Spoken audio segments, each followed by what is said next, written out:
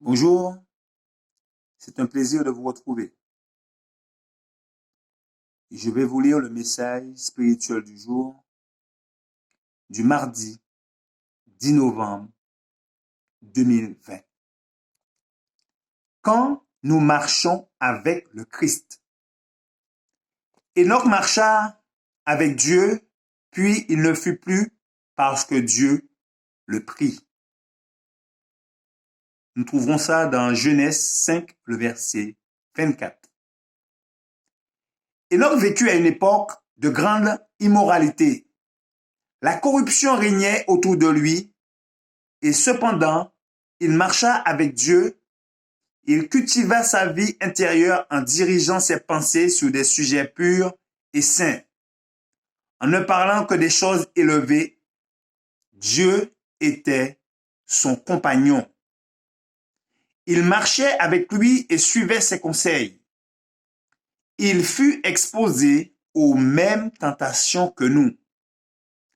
La société qui l'entourait n'était pas plus éprise de justice que ne l'est celle au milieu de laquelle nous vivons.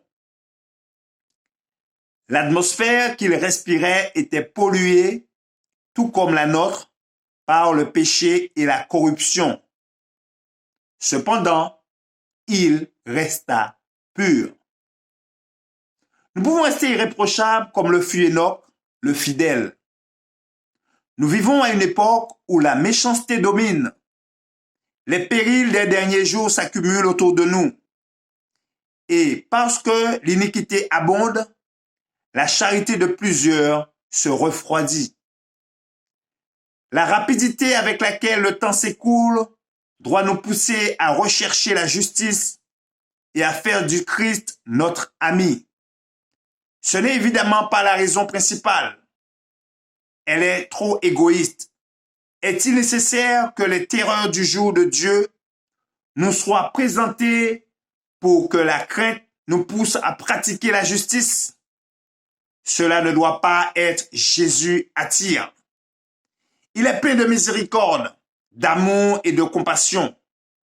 Il se propose d'être notre ami, de marcher avec nous tout le long du chemin raboteux de la vie. Il nous dit, je suis Dieu, ton Dieu. Marche avec moi et j'éclairerai ton sentier.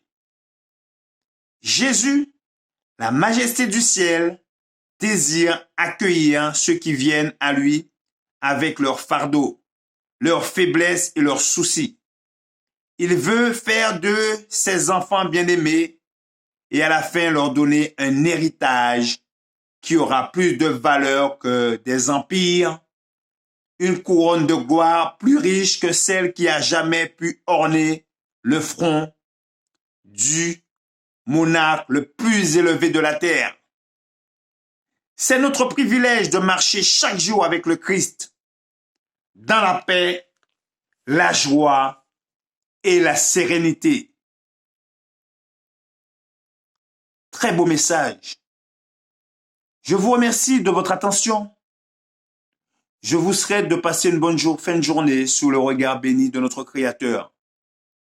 Et je vous dis que Dieu vous garde et vous bénisse. C'est là ma prière pour vous. À bientôt.